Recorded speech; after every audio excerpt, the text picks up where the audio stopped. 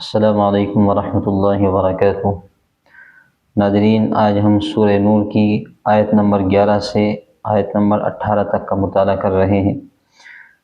گزشتہ پارٹ کے اندر ان آیات کا شان نزول بیان کیا گیا تھا، جس سے ان آیات کو مزید سمجھنے میں آسانی ہو۔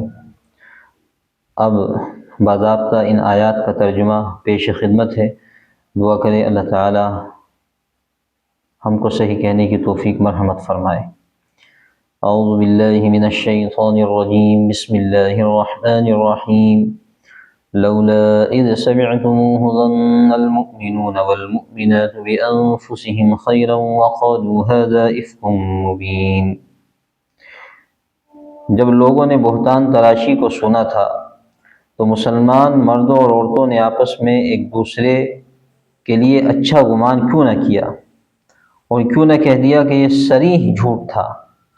یعنی ایسا کیوں نہ ہوا کہ جب تم نے اس تہمت کی خبر سنی تھی تو مسلمان مرد اور مسلمان عورتیں اپنے بارے میں، یعنی اپنے مسلمان بھائی بہن کے بارے میں نیک گمان کرتے اور کہہ دیتے کہ یہ کھلا جھوٹ ہے۔ اس آیت میں کئی چیزیں قابل غور ہیں۔ پہلی یہ کہ بِأَنفُسِهِمْ کے لفظ سے قرآن کریم نے یہ اشارہ کیا کہ جو مسلمان کسی دوسرے مسلمان کو بدنام اور رسوا کرتا ہے وہ در حقیقت اپنے آپ ہی کو رسوا کرتا ہے، کیونکہ اسلام کے رشتے نے سب کو ایک بنا دیا ہے۔ قرآن کریم نے ایسے تمام مواقع میں یہ اشارہ استعمال فرمایا ہے، جیسا کہ ایک جگہ فرمایا لا تلمزوا انفسکم، یعنی عیب نہ لگاؤ اپنے آپ کو۔ مراد اس سے یہ ہے کہ کسی بھائی یعنی مسلمان بھائی مرد یا عورت کو عیب نہ لگاؤ، یعنی کہ اپنے آپ کو عیب لگانا، دوسرے کو عیب دار کرنا گویا کہ اپنے آپ کو عیب دار کرنا ہے۔ ایک دوسری جگہ اور قرآن کریم نے فرمایا ہے لا تقتلوا انفسکم، اپنے آپ کو قتل مت کرو۔ وہاں پر بھی مراد یہ ہے کہ اپنے بھائی کو قتل نہ کرو۔ اسی طرح ایک اور جگہ ارشاد فرمایا ولا تخرجوا انفسکم من دیارکم، یعنی نہ نکالو اپنے آپ کو اپنے گھروں سے۔ یہاں بھی کسی مسلمان بھائی کو اس کے گھر سے نکالنا مراد ہے۔ قرآن کریم کی اسی تعلیم کا اثر تھا کہ جب مسلمان ابھرے تو پوری قوم کے ساتھ ابھرے، ان کا ہر فرد ابھرا، اور اسی کے چھوڑنے کا نتیجہ آج آنکھوں سے دیکھا جا رہا ہے کہ سب گرے اور ہر فرد گرا۔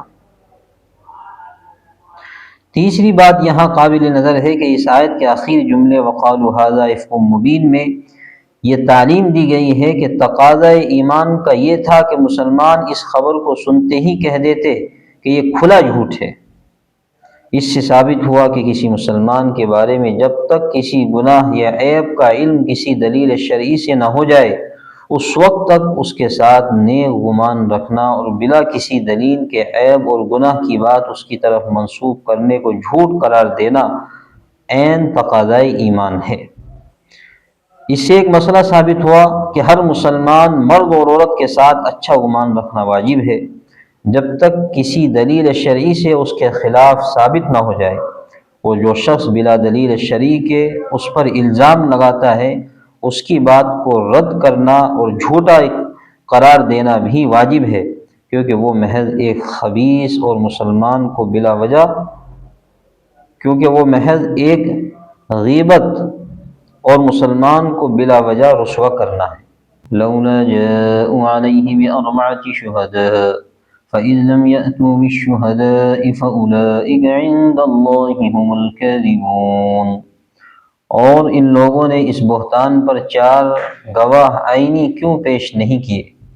جب یہ لوگ گواہ پیش نہ کر سکے تو یہ لوگ اللہ کے نزدیک یعنی اس حکم میں، اس معاملے میں جھوٹے ہیں۔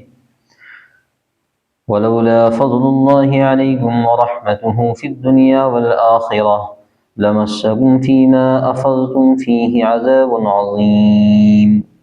اور اگر تم پر اللہ تعالیٰ کا دنیا اور آخرت میں فضل و کرم نہ ہوتا تو جس شغل میں تم پڑے تھے یعنی کھود کریت کر رہے تھے، اس کی وجہ سے تم کو آخرت میں سخت عذاب لاحق ہوتا۔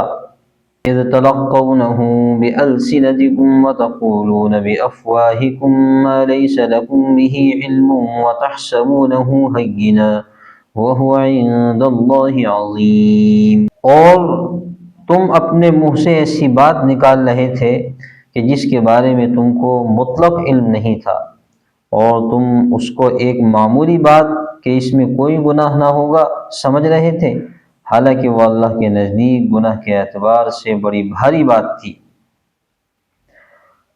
وَلَوْلَا إِذْ سَمِعْتُمُوهُ قُلْتُم مَّا يَكُونُ لَنَا أَن نَّتَكَلَّمَ بِهَٰذَا سُبْحَانَكَ هَٰذَا بُهْتَانٌ عَظِيمٌ۔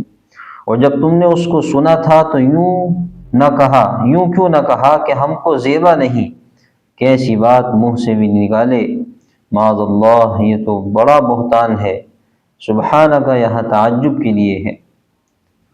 یعظکم اللہ ان تعودوا لمثلہ ابدا ان کنتم مؤمنین ویبین اللہ لکم الآیات واللہ علیم حکیم۔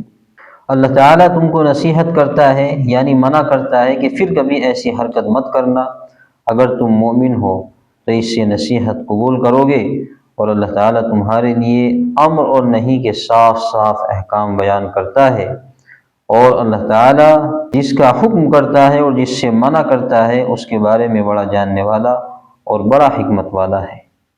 اللہ تعالیٰ ہم سب کو ان آیات کو سمجھنے اور ان پر عمل کرنے کی توفیق عطا فرمائے۔ یہ ہماری چند آیات کا آیت نمبر 11 سے آیت نمبر 18 تک کا مطالعہ مکمل ہوا۔ اگلے سبق میں انشاءاللہ مزید اگلی آیات کا مطالعہ کیا جائے گا۔ آپ ہمارے ساتھ جڑے رہیں۔ اللہ تعالی ہمارے اور آپ کے جڑنے کو قبول فرمائے۔